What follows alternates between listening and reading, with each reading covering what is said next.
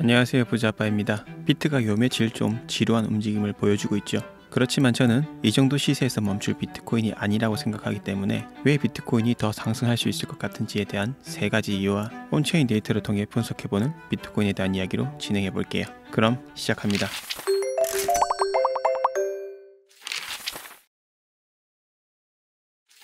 공화당 상원 의원이 연준에게 금을 매각해서 비트를 더 많이 매수하자는 제안을 했습니다. 이건 지난 영상에서 말씀드린 S4912 법안과 연결되는 내용인데요. 기억 안 나시는 분들을 위해 한 번 더 설명드리자면 S4912 법안은 미국이 비트코인을 향후 5년간 100만 개를 매수하고 앞으로 20년간 매도하지 않겠다는 내용의 법안입니다. 마이클 셀러도 트위터에 이 내용을 언급하며 과거를 팔고 미래를 사라는 트윗을 남겼는데요. 과거는 골드, 미래는 비트겠죠. 이런 부분들을 보면서도 전통 금융에서 미래 금융으로 가는 과도기에 우리가 놓여있다는 생각이 듭니다. 그럼 금을 팔아서 비트를 산다면 어느 정도의 유동성이 들어올 수 있는지 궁금하더라고요. 그래서 찾아봤습니다. 미국이 금을 얼마나 보유하고 있는지 한번 볼까요? 미국은 현재 세계 1위 금 보유국입니다. 금 보유량 8,133톤, 1kg 금 시세가 현재 기준 1억 1,670만원.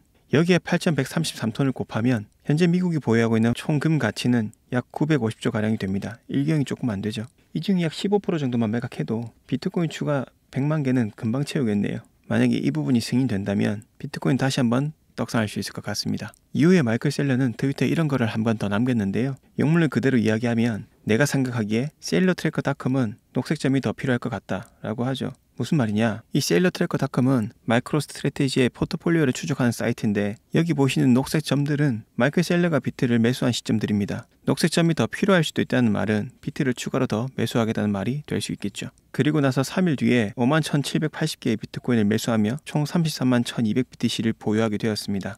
차트를 보면 아시겠지만 마이클 셀러는 상승장이든 하락장이든 상관없이 계속해서 비트를 매수했었죠. 그리고 시간 속에서 그의 판단이 맞았다는 걸 증명하고 있는 요즘인 것 같습니다. 분명한 건 마이클 셀러는 앞으로도 비트코인이 더 크게 엄청나게 상승할 거라는 확신이 있기 때문에 이런 자리에서도 매수를 할 수 있는 거겠죠. 여기에 대한 답은 캐시우드가 해주었습니다. 캐시우드는 2030년까지 비트코인이 최소 65만 달러에서 150만 달러까지 올라갈 것이라고 예측했습니다. 이 캐시우드는 2015년부터 비트코인에 대해 우호적인 입장을 취하고 여러 인터뷰와 각종 컨퍼런스에서 계속 강조했던 캐시우드인 만큼 비트코인이 150만 달러를 넘을 수 있을지 아니면 더 높이 갈지 조금 못 미칠지는 모르겠지만 분명한 건 지금보다 더 높이 상승할 수 있는 가능성이 크다는 겁니다. 유명 금융 전문가들이 예측하는 올 연말 비트코인 가격을 가지고 평균치를 내보면 15만 불에서 18만 불 사이 정도로 보일 수 있겠죠. 그럼 보수적으로 잡아도 올 연말에 12에서 한 15만 불 정도는 도달할 수 있지 않을까 싶네요.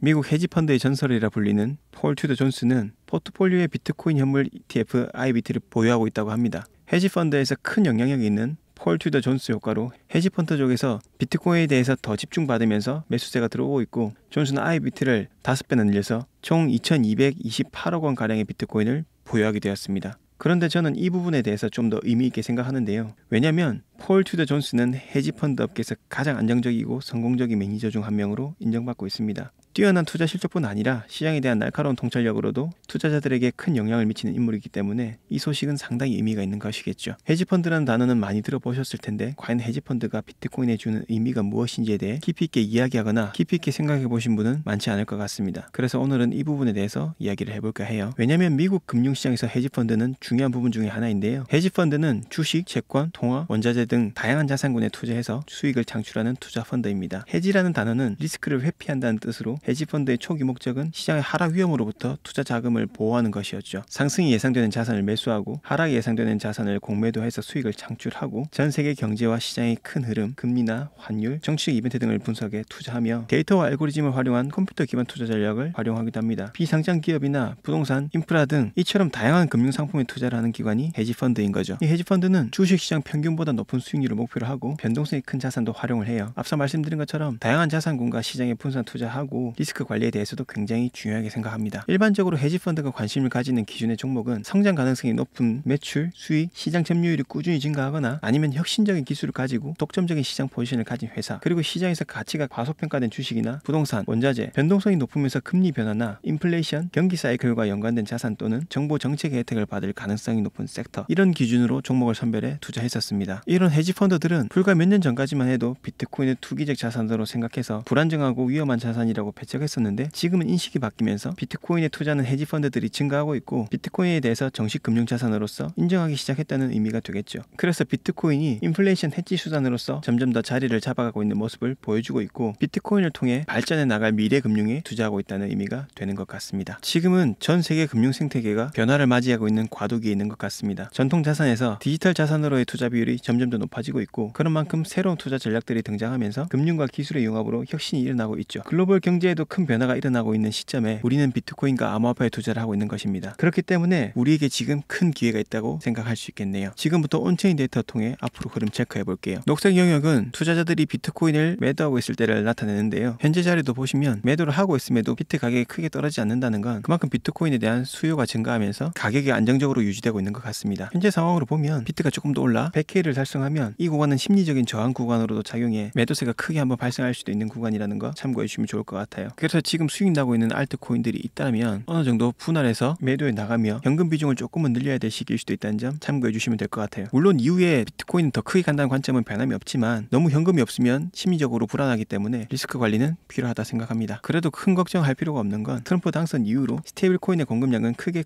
급증했고 이 스테이블 코인이 크게 급증했다는 거는 그만큼 추가 자본이 시장으로 들어오고 있다고 볼 수 있겠죠. 이는 잠재적인 매수세로 볼 수 있습니다. 특히나 이러한 큰 움직임은 개인 투자자보다 고래라고 할 수 있는 기관급 투자자의 자본으로 예상할 수 있어요. 보통 상승 사이클의 끝은 개인 투자자의 대거 진입이 이루어지는데 현재 아직 그러한 움직임은 없기 때문에 사이클의 최고점은 아직 남았다는 걸로 볼 수 있습니다. 스테이블 코인 인덱스를 보더라도 계속 신고점을 갱신하면서 시장으로 매수 대기 자금들이 들어오고 있어 긍정적인 흐름이 유지되고 있습니다. 그래서 비트가 100K 도달하고 조정이 나오던 아니면 조금 더 상승하고 조정이 나오던 그 조정은 좋은 매수의 기회로 작용할 수 있고 그 타이밍에 매수를 하게 되면 그 다음 파동에서 또 큰 수익이 날 수 있겠죠. 파란색은 장기 홀더, 빨간색은 단기 홀더인데요. 단기 홀더들과 장기 홀더들의 보유 비율이 크로스가 발생하며 데이터 관점에서 접근했을 때 상승의 변고점이 형성되었다고도 할 수 있는데요. 과거에도 보시면 단기 보유자의 매수 압력이 늘어나고 장기 보유자의 매도 압력이 늘어났을 때 비트코인 더 크게 상승을 했었습니다. 이런 현상은 과거부터 비트코인 대상승장이 나오는 신호 중에 하나였고 현재 장기 보유자들의 이탈이 지난 3월에 비해서 아직 많이 낮은 수준이지만 이 분위기가 계속해서 이어진다면 충분히 대상승장을 견인시켜줄 중요한 재료가 될 수 있습니다. 그래서 아직 가야 할 길이 남았으니까 파이팅하고 같이 가시죠. 제가 유튜브 영상을 올리지 않을 때는 꾸준히 텔레그램에서 비트코인 차트, 온체인 데이터, 알트코인 브리핑들을 드리고 있습니다. 상승장에서는 대응도 중요하기 때문에 활용하셔서 매수 시점, 매도 시점, 그리고 대응 방법들을 참고하셔서 활용하시기 바래요. 요약하겠습니다. 세계 1위 금 보유 국가인 미국이 보유하고 있는 금이 일부만이라도 매도해 비트코인을 매수한다고 결정이 나면 시장에 큰 상승 압력으로 작용할 수 있겠습니다. 세계적인 금융 전문가들은 2024년 연말 비트코인 가격을 15만 불에서 18만 불 사이로 예측하고 있네요. 미국 헤지펀드의 전설 폴 튜더 존스를 필두로 미국의 헤지펀드들이 비트코인에 대해 더 많은 관심을 보이고 투자를 늘려가고 있습니다. 이제는 기관들도 비트코인을 투기적 자산이 아닌 안정적 투자 대상으로 보고 있습니다. 스테이블 코인의 유입은 계속해서 증가하고 있고 각종 온체인 지표들은 아직 상승장이 더 남았다고 가리키고 있습니다. 시장은 인내심이 없는 자로부터 인내심이 많은 자에게로 돈이 넘어가도록 설계되어 있다. 워렌 버핏의 말입니다. 하락장보다 이제 막 올라가기 시작한 지금이 더 인내를 요할 수 있습니다. 이제 상승장 초입인 만큼 잘 인내하셔서 원하는 수익 얻으시길 바랍니다. 감사합니다.